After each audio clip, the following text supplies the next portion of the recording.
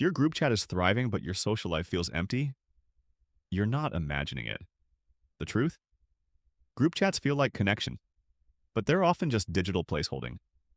In this video, we're unpacking why modern friendships feel stuck in emoji limbo and what we can do to fix it. Curation versus intimacy. We curate ourselves in group chats. Funny, chill, no trauma dumps. But vulnerability, the stuff real connection is built on, rarely survives in the group format. Group chats encourage performance, not presence. Brené Brown's work on connection reminds us, intimacy requires risk. Group chats reward polish. The meme illusion. Group chats feel like friendship on autopilot. Drop a funny reel, get some reacts, add a GIF. Done. Social maintenance achieved. But here's the catch. I haven't had a real conversation with these people in almost a year. Sherry Turkle in Reclaiming Conversation says it best.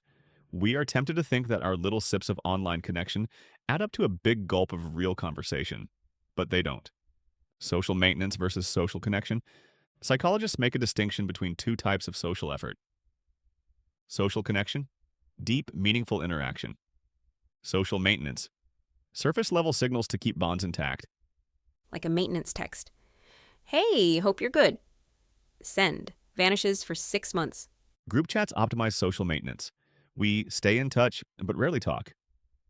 Linguist Deborah Tannen calls this phatic communication.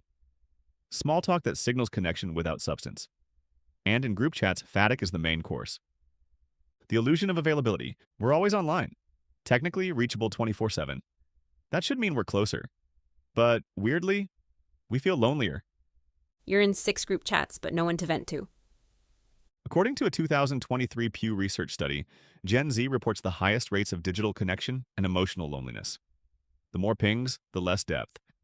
And it makes sense. Everyone is present, but no one's really listening. Quantity versus quality.